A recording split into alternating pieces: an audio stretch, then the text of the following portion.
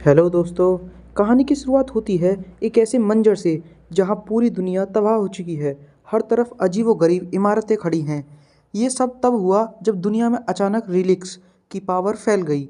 हमारा main character सू जी होन कहता है कि उसे लगा था अब उसे कोई चीज़ हैरान नहीं कर सकती, लेकिन भाई किस्मत को कुछ और ही मंजूर था। मेन कैरेक्टर हमें फ्लैशबैक में ले जाता है और वो एक तजुर्बेकार एक्सवेनिस्ट यानी कि खुदाई करने वाला था। लेकिन एक ऐसा टॉम्ब यानी मकबरा सामने आया जिसे देखकर उसके भी पसीने छूट गए। और ऊपर से उसके मालिक क्वान ताइजोन ने एक नंबर का धोखेबाज निकला। उसने मेन कैरेक्टर को मारने के लिए एक जाल में फंसा दिया था। असली ट्विस्ट तो तब आता है, मरने की बजाय मेन कैरेक्टर की आंखें खुलती हैं सीधा 15 साल पीछे अपने पास्ट में। वो हैरान है कि ये चमत्कार कैसे हुआ, पर दिमाग उसका तेज चलता है। वो समझ जाता है कि ये किस्मत ने उसे यूज़ करने का एक जैकपॉट दिया है। वो ठान लेता है कि इस बार वो सारे रिलिक्स खुद कब जाएगा और किसी और के हाथ भी नहीं लगने देगा। अभी वो ये सब सोच ही रहा होता है कि अचानक रियलिटी चेक मिलता है।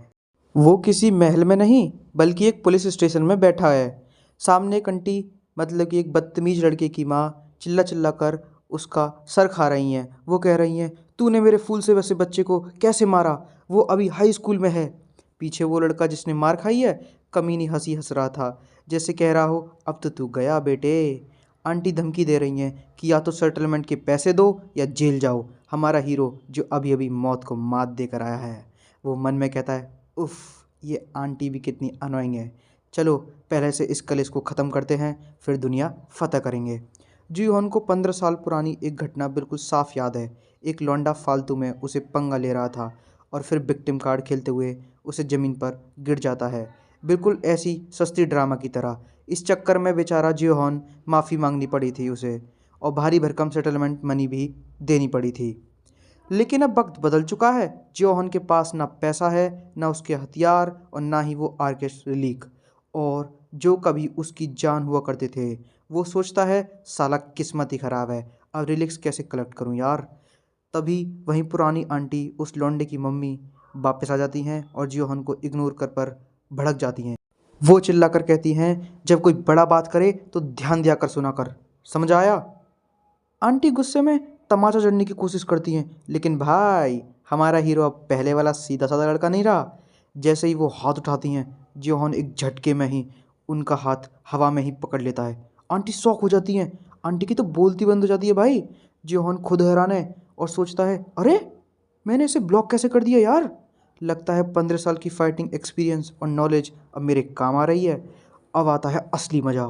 जोहन बड़े टसन में कहता है, आंटी थोड़ा ठंडा लो, काम डाउन। वो साफ साफ बोल देता है कि लड़ाई की शुरुआत आपके बेटे ने की थी और आप दोनों माँ बेटे एक ही जैसे हो, बिल्कुल नमूने।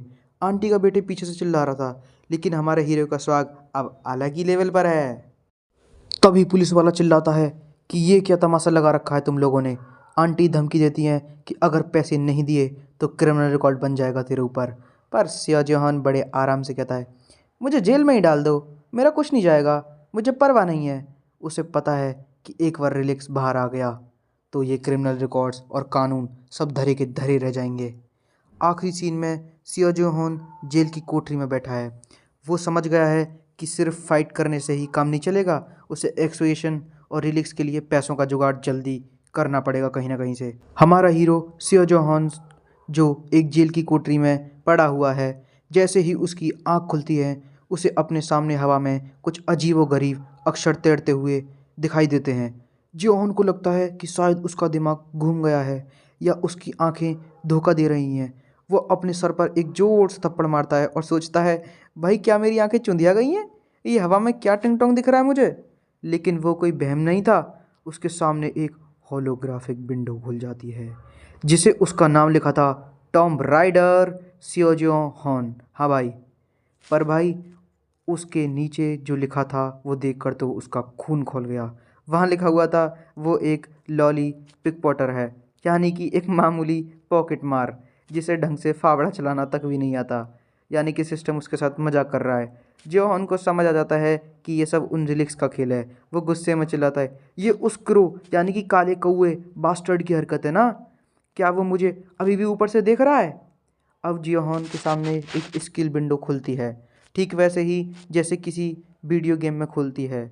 इसमें एक पहली स्किल दिखाई जाती है जिसका नाम था स्पाई रैंक एफ, जो उसे अपने 1 मीटर के दायरे में सब कुछ देखने की ताकत देती है।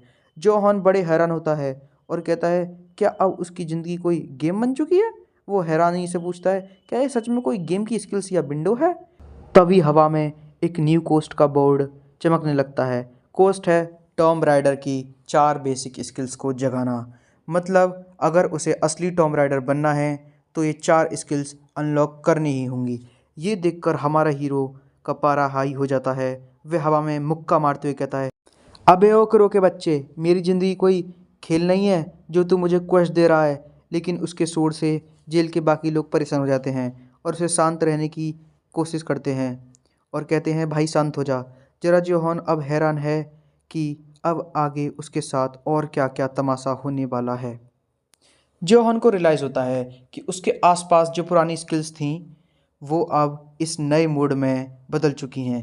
वो अपनी एक नई स्किल चेक करता है जो बिल्कुल उसके पुराने आर्केस्ट रिलीक की जैसी है।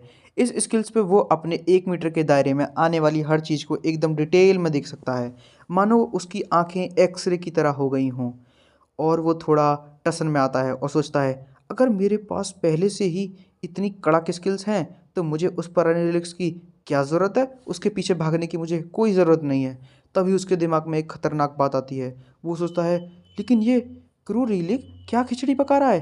क्योंकि भाई ये रिलिक्स इतने शरीफ नहीं होते कि बिना किसी मतलब के किसी की मदद कर दें। जरूर कोई ना कोई झोल है भाई। तभी वहाँ एंट्री होती है डिटेक्टिव किम जियोन वू की। ये बंदा जियोहॉन के लिए सगी मौसी के बेटे से भी बढ़कर है। जब जियोहॉन अनाथ था तब जिनवू ने ही उसे संभाला, अपने सगे भाई की तरह रखा। जिनवू ने उसे जेल में देखकर थोड़ा मज़े लेते हुए और देखते हुए कहा, और बेटा क्या हाल है? आज बड़े दिनों बाद देखा। शुक्रिया बोल रहा है। लगता है जेल की चक्की पीसकर तेरा दिमाग ठिकाने आ गया। हाँ क्यों? जियोनवू उससे कहता है कि उसे जेल में नहीं होना चाहिए था। वो दिल का इतना साफ है कि कहता है, तू टेंशन मत ले मेरे भाई, इस सारे लफड़े को मैं संभाल लूँगा। जियोहॉन अभी मुस्कुराते हुए अपने बड़े भाई हियोंग को थैंक्स बोलता है, लेकिन बाहर निकलते ही पुलिस वाले बड़बड़ाते हैं, भाई ये लड़का जियोनवू तो 1 नंबर का हैबिचुअल ऑफेंडर है, बाज नहीं आएगा ये लड़का। अब देखना ये है कि हमारा जियोहॉन अपने ही नई नई फ्लैश स्किल्स रिलिक्स के साथ क्या धमाका करता है। जिनवू के जाने के बाद उसके पास कुछ लड़के आते हैं जो उससे लड़ेंगे और सामान चोरी करेंगे। देखते हैं गाइज अब बाद में क्या होता है। तो गाइज ये एपिसोड यहीं ख़त्म होता है और नेक्स्ट वाला एपिसोड बहुत ही ज़्यादा खतरनाक रहेगा और उसमें आपको बहुत ज़्यादा मज़ा आएगा। तो गाइज मिलते हैं अपनी नेक्स्ट वीडियो में। अबे रुक, सब्सक्राइब तो करवा ले। हाँ भाई प्लीज़ सब्सक्राइब करके जाना चैनल को और घंटे पर लात मार के जाना। Bye bye.